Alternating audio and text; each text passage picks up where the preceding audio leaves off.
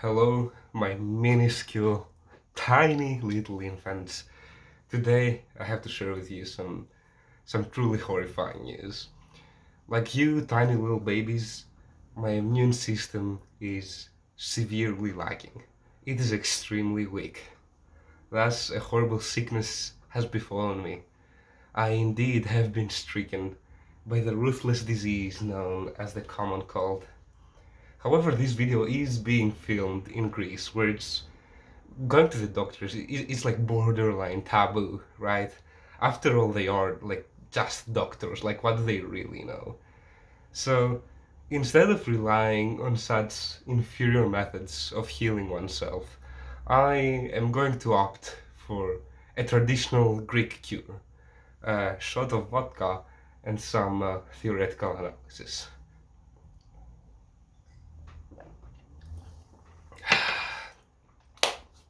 So, today we are once again analyzing a Chopin piece.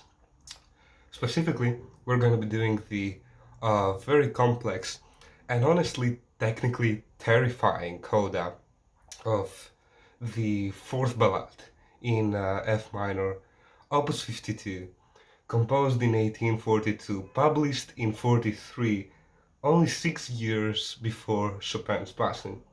So, let's just get right into it. So, I think we are actually able to begin. I do believe that this is a pretty good camera setup, although if it's a little funky, I guess we'll figure that out in the process.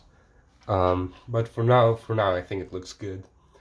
So, let's get going. This is Chopin Ballade number 4. It's in F minor. Let's just write all of the details in here. This could be Opus 52, composed 1842. And this is theoretical analysis of the coda, as opposed to last time where we sort of went back and forth on what exactly we were analyzing. This time we're just going to analyze it very horizontally.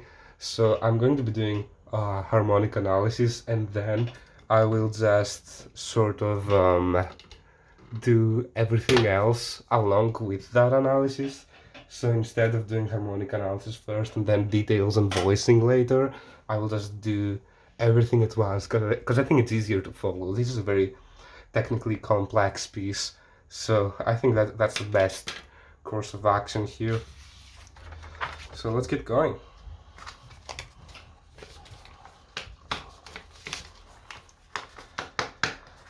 Now the coda does not really start here per se, but there are a lot of videos on YouTube that just clip it starting from this measure.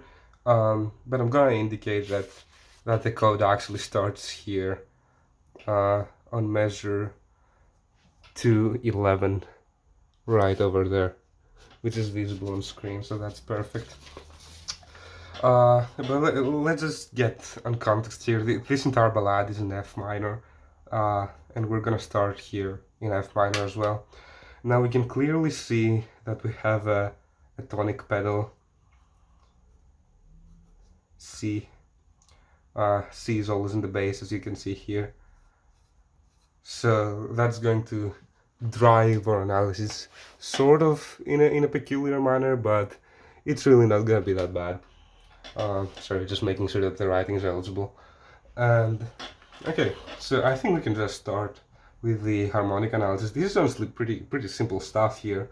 You just have a 5 chord, and by the way, this may not be the best edition you can find online of this piece, but it was one that had fairly large gaps so that you could fit you could very easily fit the analysis that we're gonna be doing in this version, so that's mainly why I picked it. And here we actually see that this is sort of a 5 of 5 chord, so it's a 5-7 in C major, so that would be a 5-7 of 5, again over the C tonic pedal, so the tonic pedal is just kind of like always there, whether whether or not the C is actually part of the chord or not. And then we'll just move into this one, which is simply a 5/7 chord in F minor, and this is just a regular dominant chord, honestly. Next up, that would just be a 5/7, a minor 5/7 chord. Yes, that's right, a minor 5/7 chord. Again, in C, in the context of C major. That would probably be the best way to put it, because of the D natural that is there. That doesn't obviously exist in the key signature of F minor. And then this is just a 5 chord driving all the way here till the very end, till right before the coda starts, basically. So this is kind of the context we're working with here before the start of the coda. And as you can see, it's very simple harmonically. It's just really 5 chords, whether they are in F minor or C major. It's kind of just the same thing, just a bunch of 5 chords stuck together just to create that tension, really. And with the C tonic pedal, of course, as we discussed. Let me see how I folded these papers over here. Okay, so this is the kind of setup I'm using. Cool. So here we reach measure 211, which should be the start of the coda, and yeah, it's perfectly visible, so we can just start analyzing this. So for a start, we can just say we're gonna be doing some weird groupings of sorts here for this analysis, and let's start by grouping these chords together. So there's some very funky stuff. It's very secretive with the way this coda is built. It's very mysterious in a sense, but we're just going to analyze it bit by bit. So this is just a simple 1 chord. We're still in the context of F minor, by the way, and this is followed by what would essentially just be a 5/9 chord, but you have that D flat here in the bass, and that's actually going to make it yes, it will just make it a 5/9 chord with a flat 5 here. And you could maybe view this as an applied chord, but I think this analysis is kind of easier.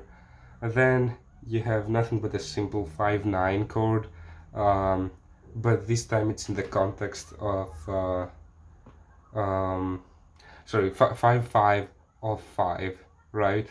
Because it's because we're talking about C major here, and then we're actually going to that 5, so you could actually just delete this completely and say that immediately this is a 5/9 chord in F minor, and just make a little arrow here indicating that this is applied to this. So really easy, honestly. And then you reach and by the way, I'm doing the same box structure for these first chords here. It's kind of like a logical grouping you can make given the triplet structure. And then you reach just this minor 1 chord here with the B flat here, that is honestly just an appoggiatura. Like you don't need to care about that much.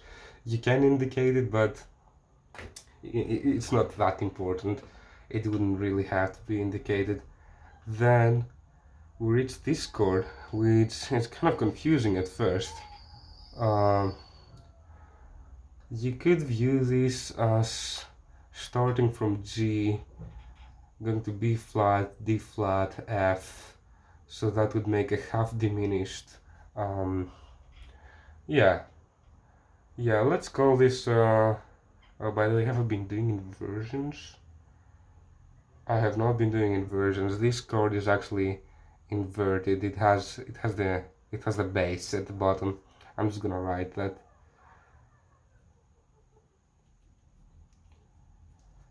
So the ninth scale, the ninth degree here is just at the base. Basically, that's what I'm trying to indicate there.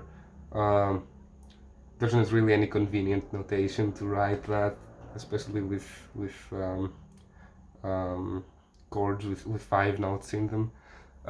So here I would probably note this as, first of all, let's write this one in so that we can say that this is an applied chord to this one, which is going to be really useful, as you can see, because we can just simply view this as a half diminished 5/7 chord, if I'm thinking about it correctly.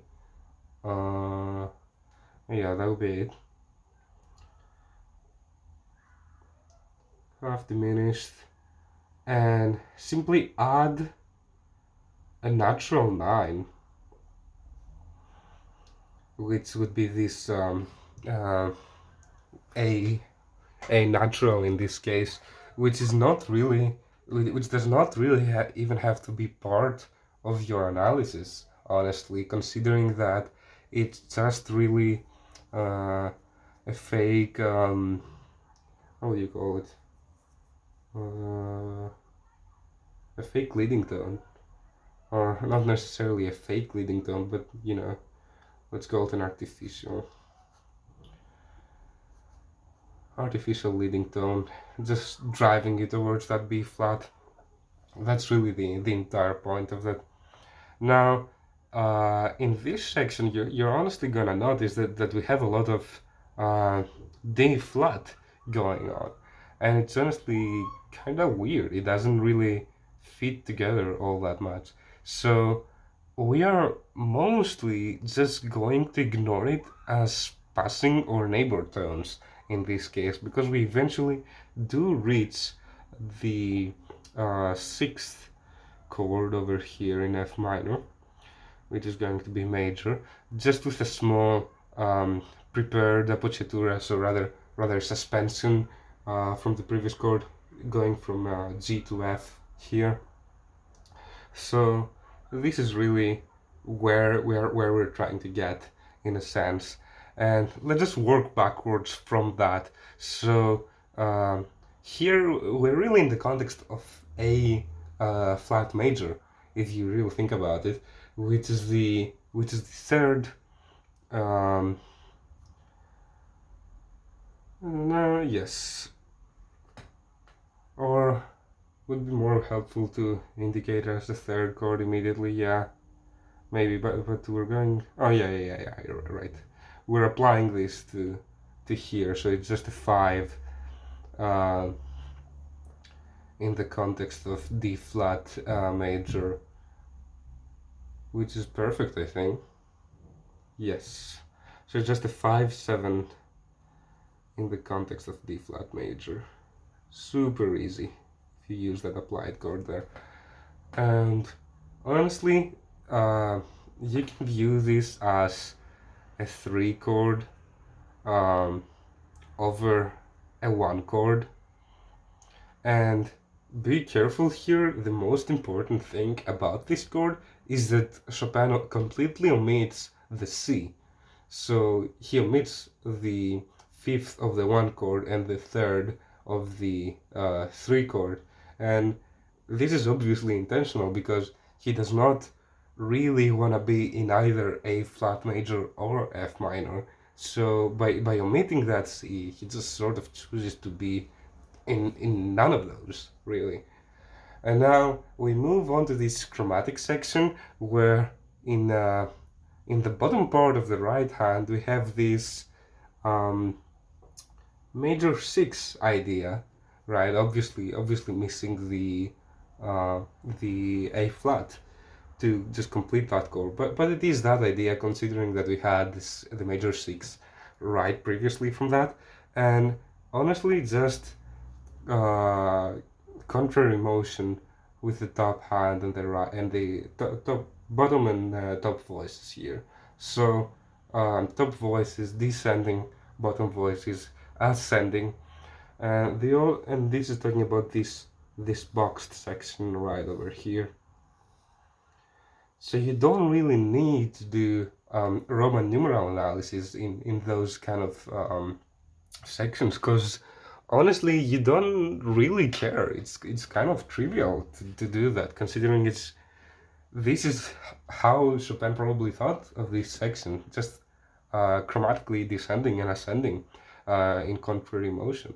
So you don't really need to care about what chords are being created in the middle, even though in some cases you can very clearly tell, like the example of this chord over the fourth finger marking, where it's just B flat minor chord in first inversion, but you don't care, honestly.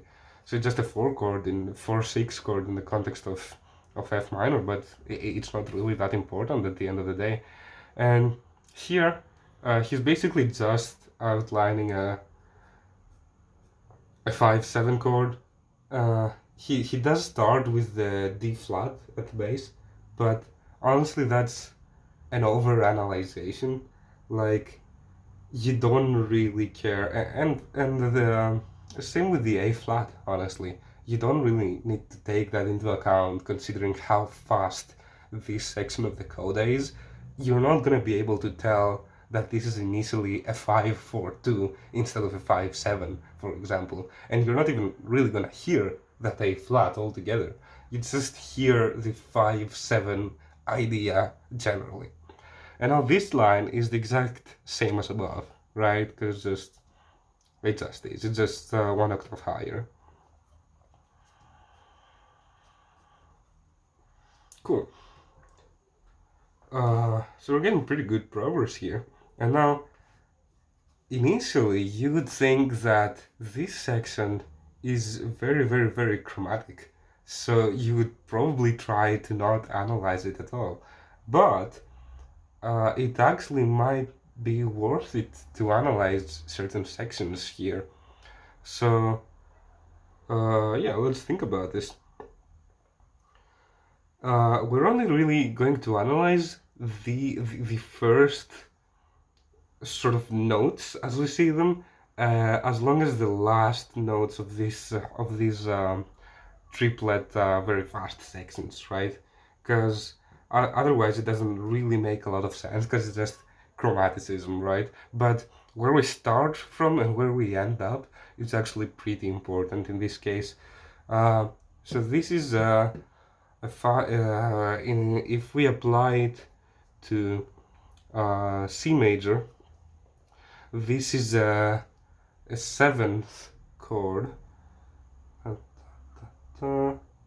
Yeah, a 7/7 chord would be the best description of that, and it is half diminished, right? Let me think about that real quick.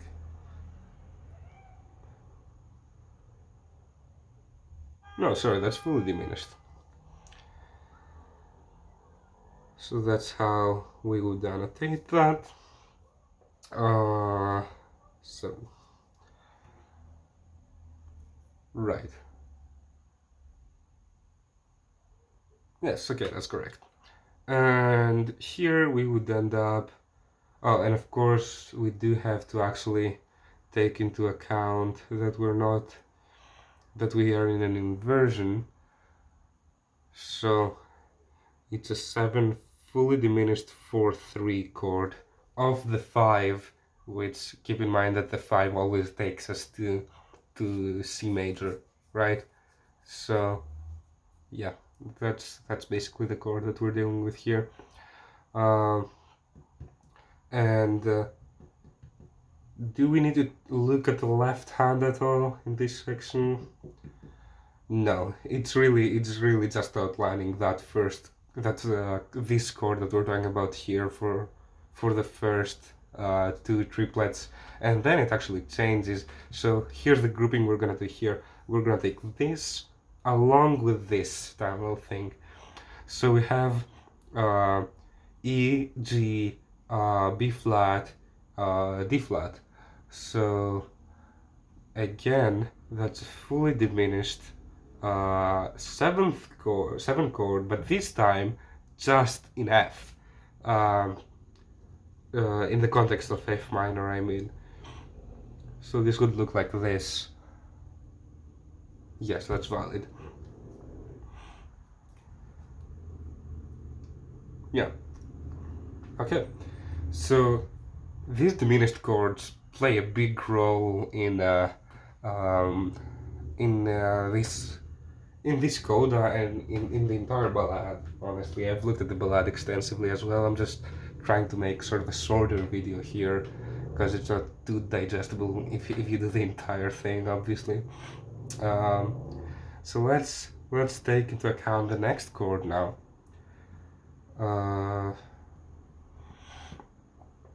Okay, this is not very hard. It's just, how should we spell it? I'm thinking that the bass is the C right here, so you have C, E flat, G flat, and an A, which does make sense. It's basically a C. What do you call this? Do we want to think of it differently? Maybe as no, not in German 6. It starts off. It's almost a fully diminished C 7 chord, but something is not quite right with it, and that's the fact that the A natural should actually be a B flat for that to be the case. In this case it's not. So let me try to think what other classifications we could make for that.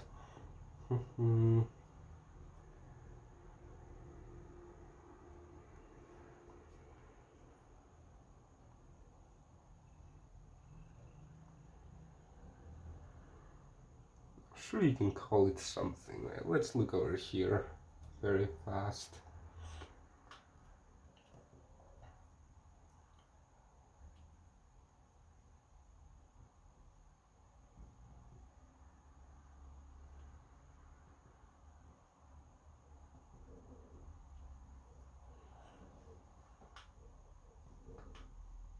Oh, sorry, I think yeah, that's sorry, consider this as a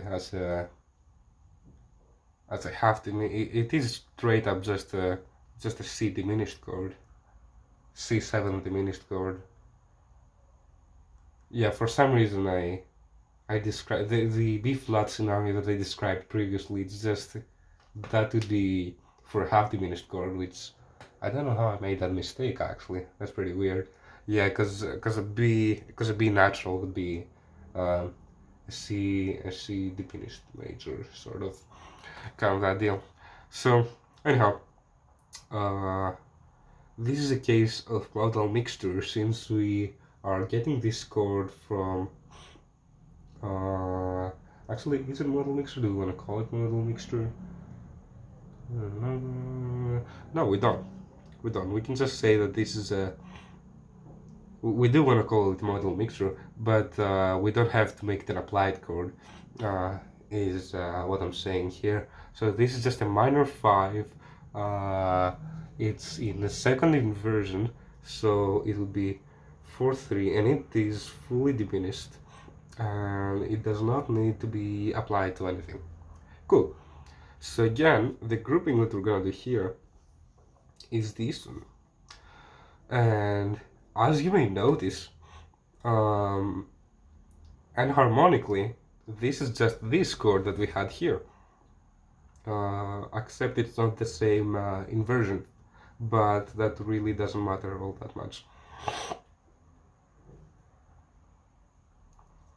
Yeah, it's a 6/5 instead of 5, and also we should say here that this is modal mixture, and this is enharmonically. Cool. So we march on. Again, this is the same chord that we had here. This time we don't need to respell anything or consider it harmonically or anything like that.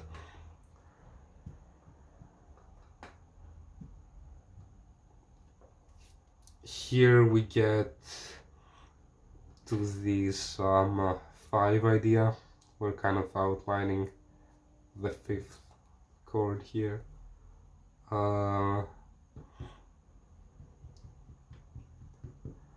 Yeah, and we're kind of in a 5-4-2 scenario here. The reason as to why I'm not annotating this as something different, of course this would be a 5-7, of course. The reason as to why I'm not annotating, and I'm basically working just purely off of what the left hand is implying here, because as you can see, the right hand is just chromatic. There are no more chords to look at in this case, unless you want to consider this a 5-9 chord, because you technically could, but it's really pointless to overanalyze so much. But the reason as to why I'm not considering this B flat as anything else, like why don't you consider it an E minor chord? It could fit, and this is basically an E minor chord if you think about it. And I guess you could say that. I mean, I guess you do have the F sharp here, and it seems to be in a sort of E minor context. So we might as well write it like that, honestly. Yeah, I don't see much of an issue with that, apart from the fact that in this case you don't really see it, you don't really hear it as Z minor. You hear the 5 in F minor. But for the sake of Roman numeral exercise, I suppose, you can just consider that an E minor chord. So let's see how we could get to an E minor.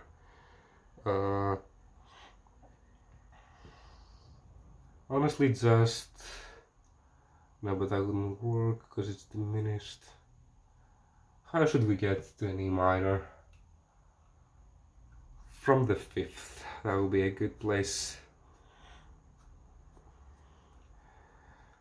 So we could say it's the minor 3rd of the 5th, which is an E minor. But as you can see, this is not good practice. Don't do this. Don't overanalyze.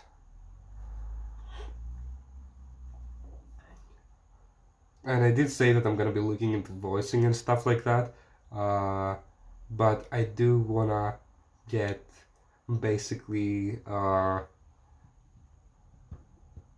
the way up to here before we do any of that stuff, because there's not gonna be much voicing that we're gonna look at later. So the only real voicing that we're gonna have to take care of is in this first page. And it's not even that bad, really. You will see that it's quite simple. You just need to have an ear for it, because it's pretty hidden away, honestly. So let's look here. This is just one chord, and do we really need to have to care about anything that is going on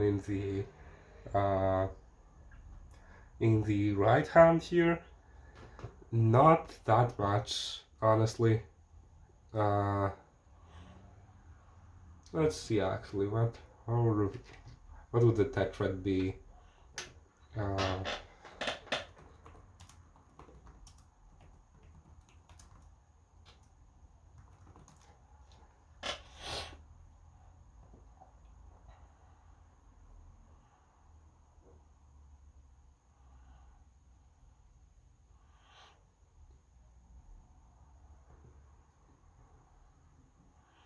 Yeah, I guess you could call it a 1-7 chord. Not that important, honestly. In fact, I'd suggest not to do that, because you don't really care about the E all that much. It's just sort of embellishment in a sense. I mean, you could carefully. It's a big part, sort of. I mean, we might as well include it. Let's see. What notes do we have in the right hand? We have a C, an E flat. Do we ever have a G flat? Yes, on a B flat. Okay. So you might as well. Let's go here first, where it actually changes from the one chord. Actually, I am gonna note this as straight up a one chord all the way through here for the left hand, and we're gonna do different stuff for the right hand. But here they connect back together, basically, in what seems to be a 5/7 in the context of F minor. So the main idea for the right hand is that you have a C half diminished, so you would have something like that modal mixture here in the right hand, because we're taking from C minor basically. So half diminished, half diminished 7. In the right hand, stacked on top of the 1 feeling.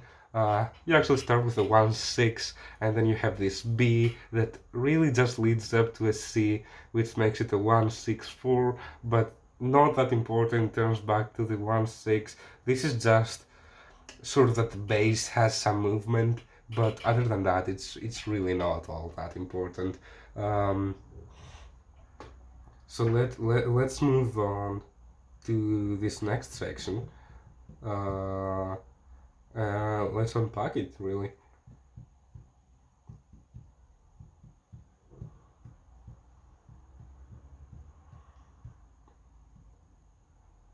So you have a lot of different things going on here. It's not useful to just take every line of notes in every triplet separately and analyze that together. That's really not a useful thing to be doing. Let's just say that we make the 1/1/6/4, or rather 5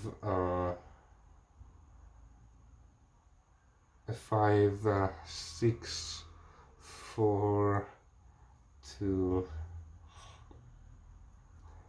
This will go to 5. The 4 will go to the 3 here eventually. Cool. So we're gonna leave this part where we do have this sort of breathing moment here for later, and we're gonna turn back to this section. So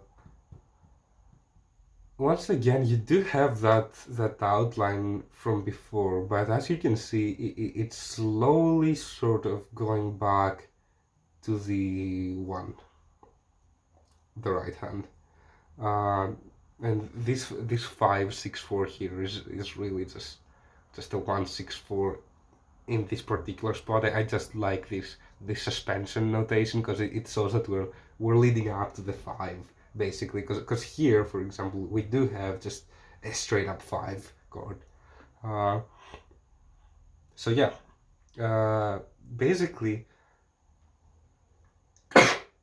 excuse me, basically I'm gonna introduce a new style of notation here that's not really too professional in this case, but you kind of have to like get something that works, right? So basically what I'm gonna say is that we're slowly borrowing notes from different chords. So for example, here we're borrowing from a 5 chord. Eventually we are gonna end up in a 1 chord, but here, which also just straight up appears here if you notice very carefully, because like this F, A flat, C, that's just a 1 chord, but we also do have that half diminished, half diminished. Yes, okay, yeah, I'm just sanity checking there.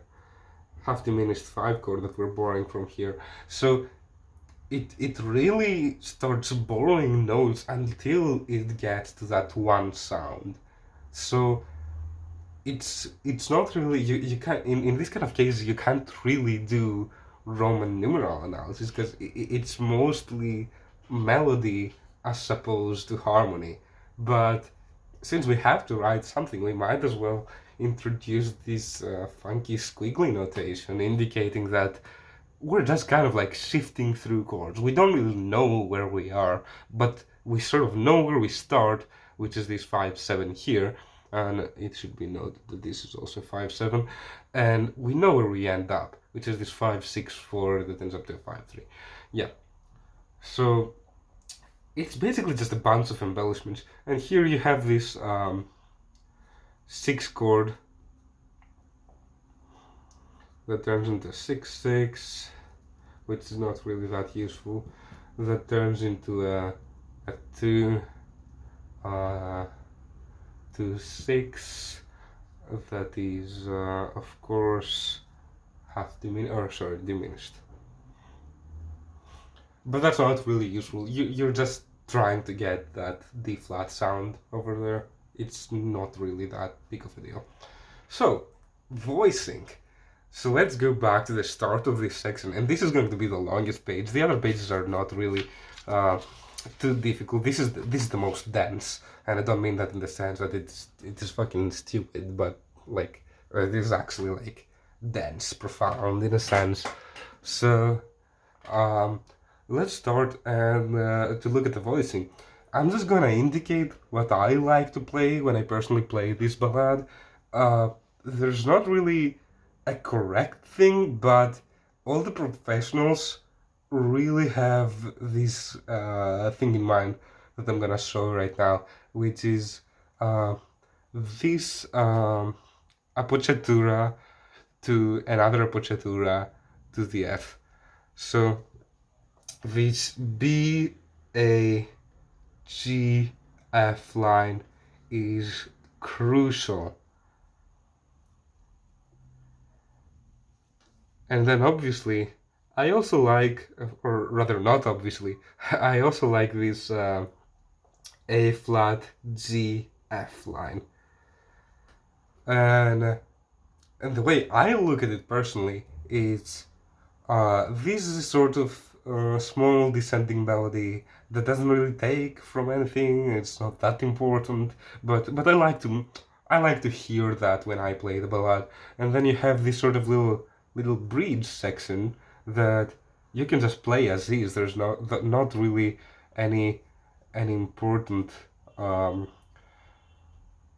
no important voicing here. It's just a bridge section to get you to that big sort of melody, the B, A flat, G, F.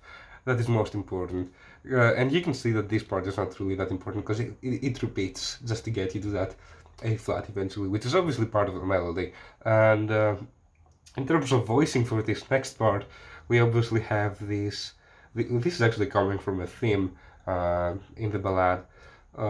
These repeating notes over here: A flat, A flat, A flat. And this is very clearly indicated as being the melody. So you should really take care of this. Like if you're not seeing this part, that's pretty inexcusable. The other thing, it slips the eye. It's something that you can only hear. But this, it's pretty evident that you're supposed to highlight that. And then keep in mind that this contrary motion here, you should really take care of that.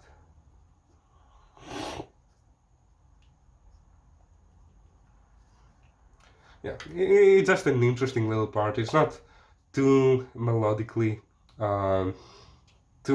important to the entire ballad, but it's an interesting thing to highlight over there. And as we said here, same voicing.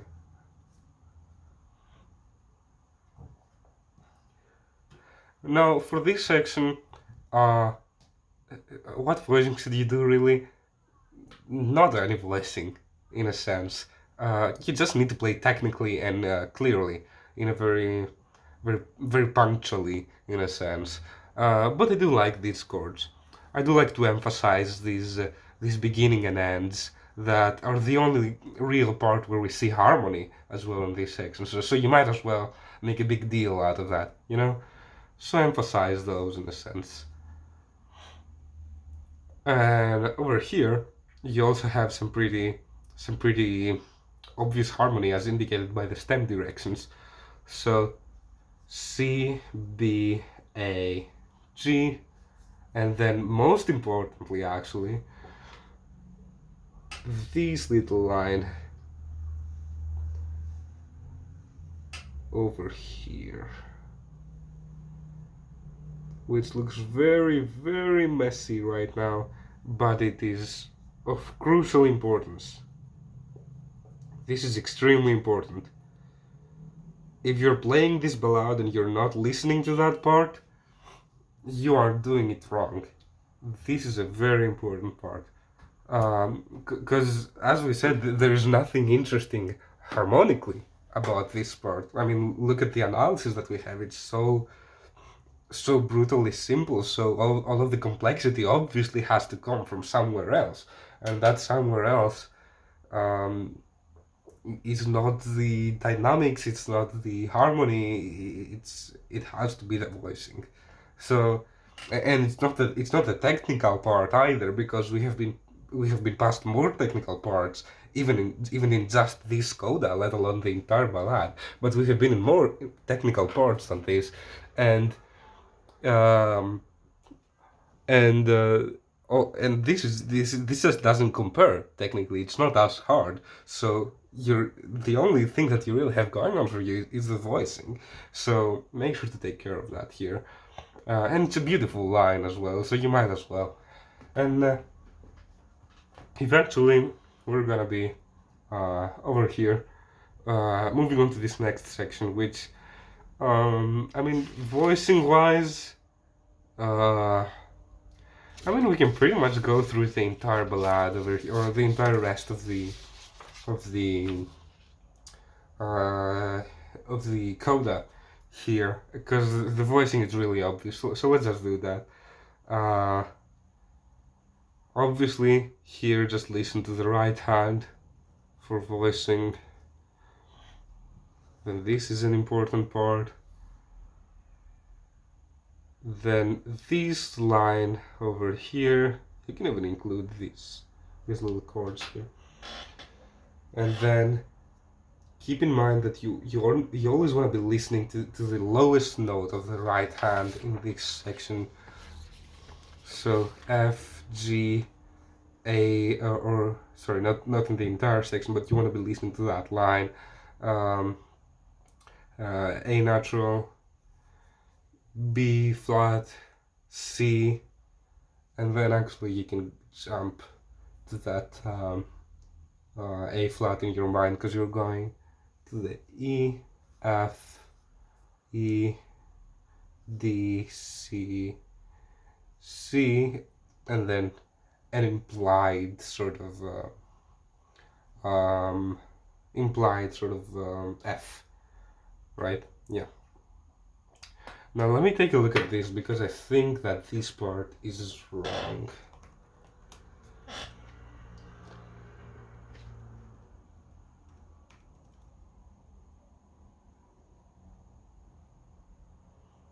This might be this current edition that I'm working with. Yeah, this actually should probably not be an E flat, but let me conduct some research on that part. Let's look at this carefully, just so that we can make sure that it's actually supposed to be an F and not an E flat.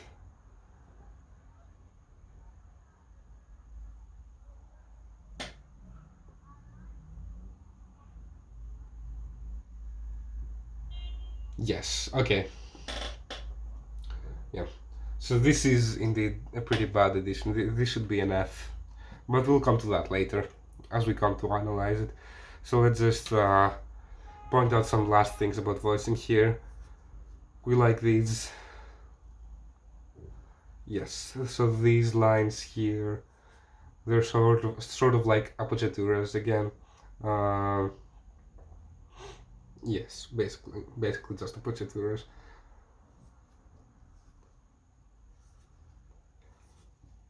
And they're indicated by the tenuto arcs here, but it's really more of a phrase in that section.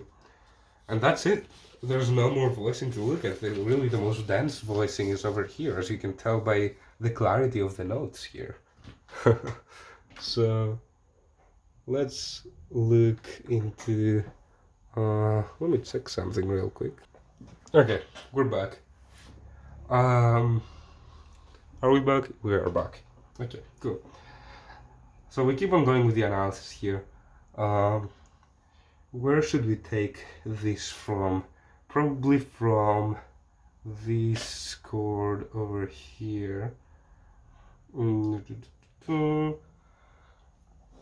Let's call this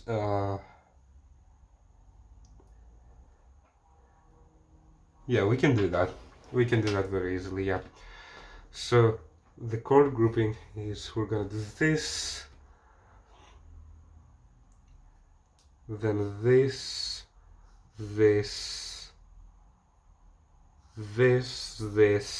and so on. So let's go over here. This is we're gonna apply this to the next chord. So we're gonna just say that this is modal mixture. We're gonna call this a 4 chord, modally mixed. So we're taking it from the major, and we're just gonna apply that as the 7th. Yeah, as the 7th, and so diminished chord as always. Of that 4 chord over here, which is kind of unfortunate because we have the line break in that section, but what can you do? Let's move this up a little bit.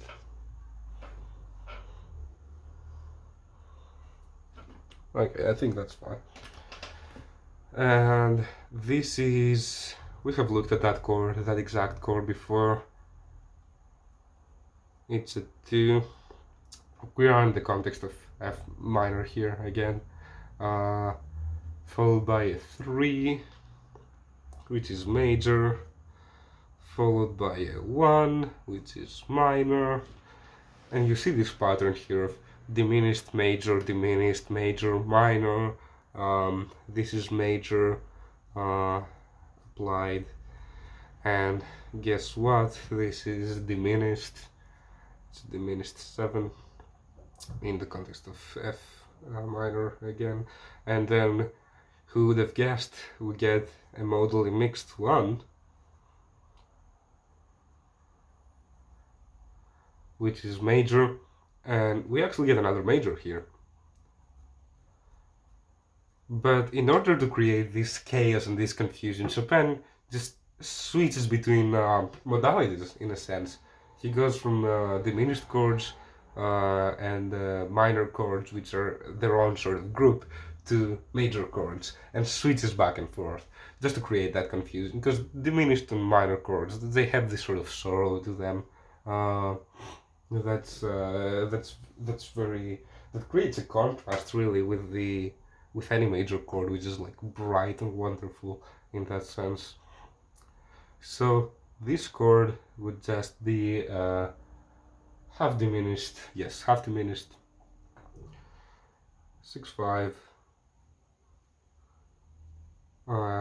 yeah, F minor, and then yeah, just a simple 5, and I'm ignoring these neighbor tones here, or what do you call them, neighbor tones? Yeah, they are neighbor tones.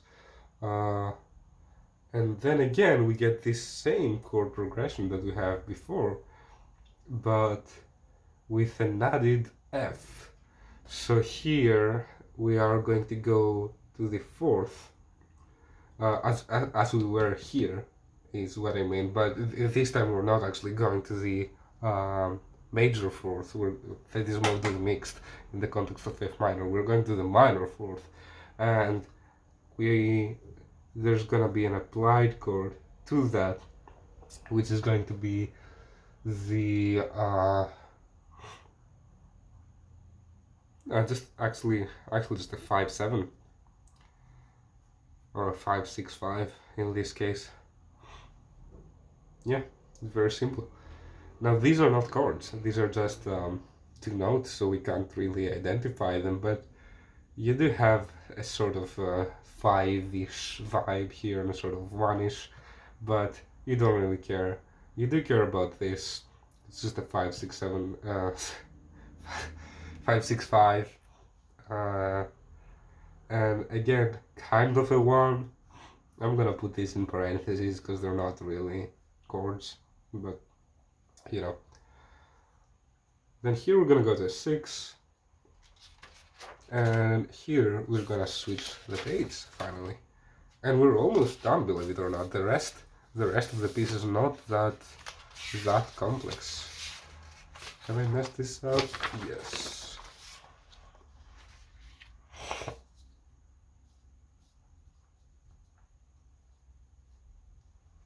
Cool. So over here, what do we want to do over here? Let's see. Let's go to the minor 4 here, in which case there's just a 5 applied to that. Now what is this? That would be... Actually it would just be a minor 4 with a 6th added to it. Add 6.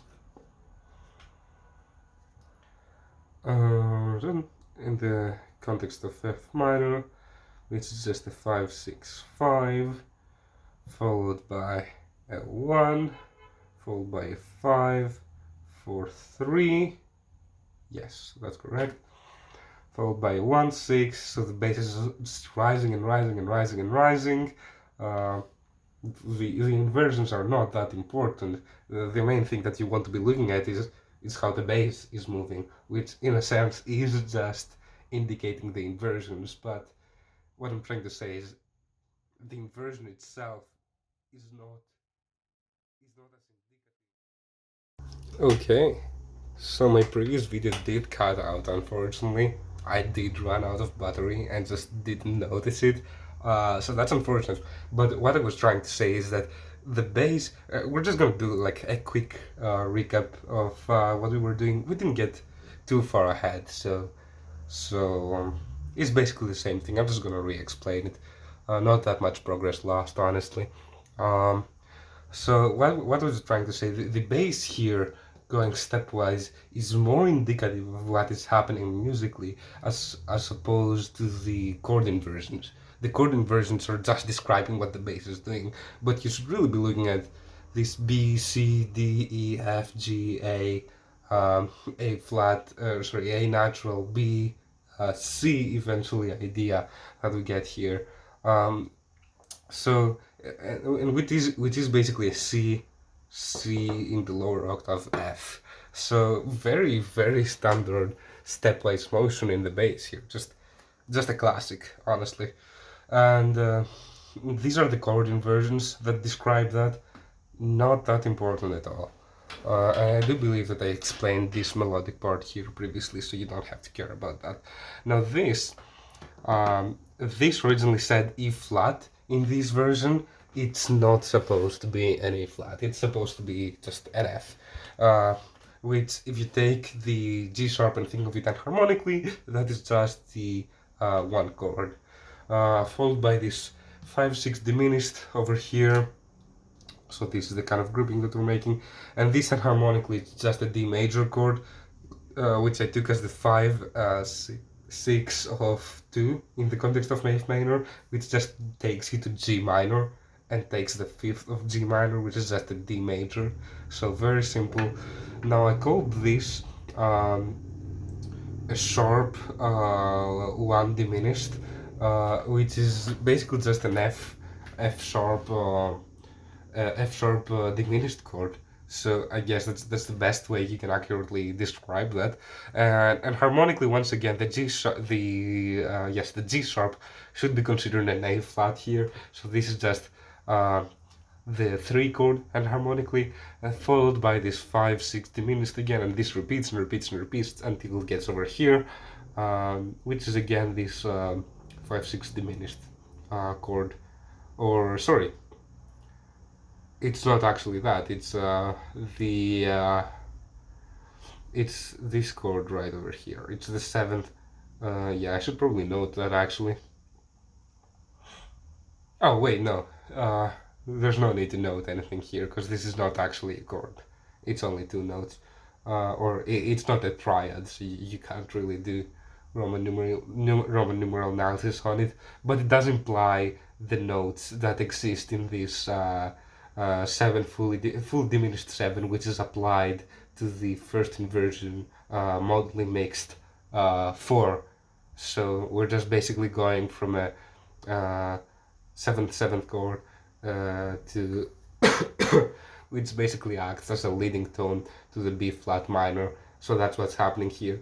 And I was saying that we basically have this F here, which could indicate that it could be a 5 chord, a 5/7 chord that would be applied to the modally mixed fourth, which is valid to say, but really the 7 is more fitting here because of that initial G flat that we have. And honestly, just because it's a little better, honestly. There's no real, it's just honestly my preference to analyze it this way. But you could perfectly just ignore this G flat and just analyze it with the F. Same thing, honestly. uh, I just don't think that the E flat would play such a prominent role. And you do have that G flat again, which would probably indicate the 7/7 better, but it doesn't matter. It's pretty much the same. Another thing that straight up just doesn't matter is this A flat here. Why that doesn't matter is just because we're getting sort of a we're just going around scale degree 5 here, which is what I've noted here, scale degree 5. And we basically get this feel of the fifth in this case, in the right hand, and you could even indicate that this is a 7 chord, as you do have that D flat as well here, but there's no need to be that specific about it and overanalyze it. Now here, it is worth noting that we do see a few remnants of this B flat minor idea, but that's not too important. Now here, it just repeats. Nothing really changes, apart from the fact that we don't have the C in this first chord, but it's so implied at this point that you shouldn't even care about it. And eventually we reach this place where we start off with one chord, and we have all of this stuff going on. So let's see. This is as far as we made it without the recording, so let's just pick it up from here, honestly.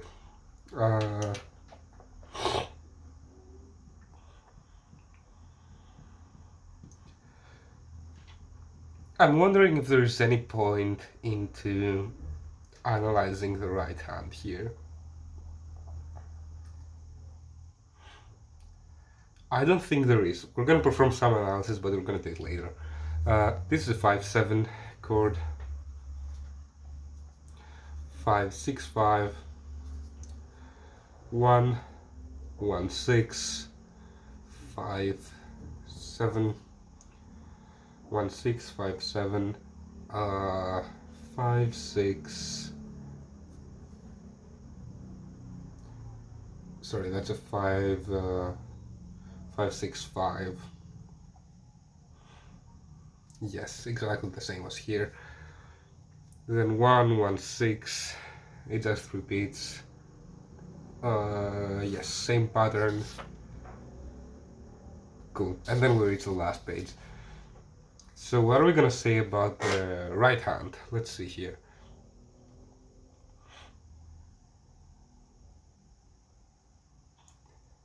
Honestly, whenever we're in the context of this one, we are just going around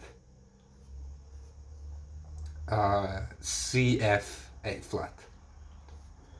and any other note is just a D flat or a B flat. And is this true, or a B natural in this case? So you couldn't really call this a chord with notes that are sort of not there in the F minor triad, but I think you could pretty easily say that this is just us or Chopin going around this triad in clever ways. So you're basically having an appoggiatura to the fifth of the triad, and then you have another appoggiatura to the third of the triad here. So you go 6/5, 6/5, 4/3, and then 7. No, sorry, what am I talking about?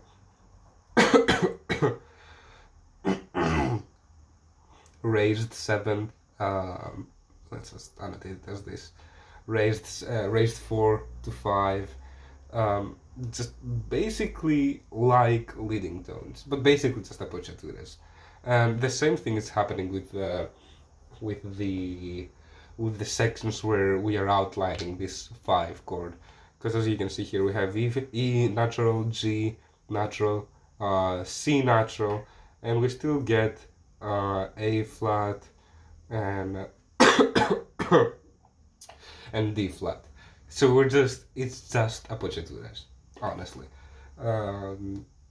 These appoggiaturas are quite important because they are phrased. Most performers phrase them in a very meaningful way, especially right before the tenuto markings here. So final page, not very difficult at all, especially considering the fact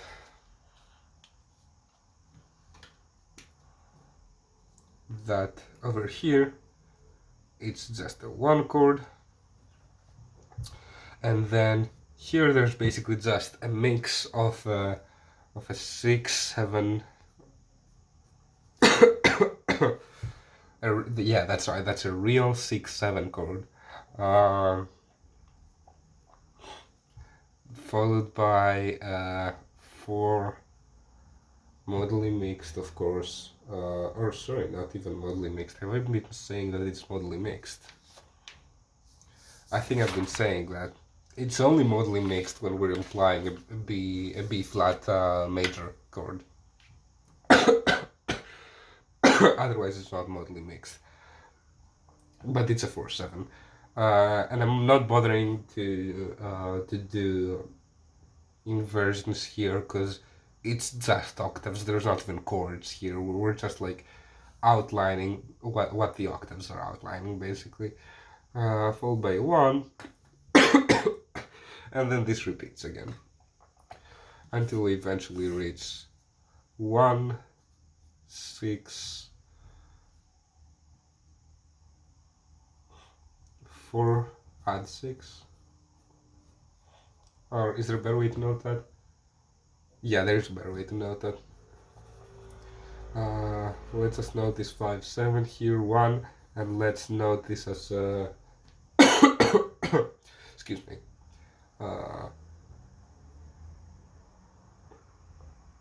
Or sorry, yeah. 6/5. Is it full or half diminished? It's half diminished. Yeah, that's basically it. Chromatic descent.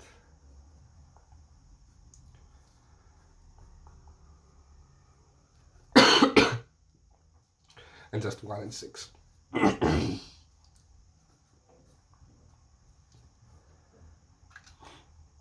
Cool. So that's the entire analysis.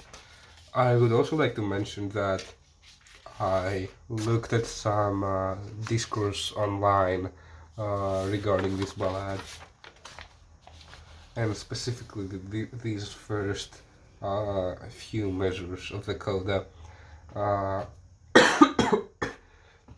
that had this very loosey-goosey, stretched out interpretation of this being actually part of the theme. And while it does take elements from the theme, don't confuse that interpretation with voicing. The voicing should probably be what I've indicated here, because that's what most esteemed performers do.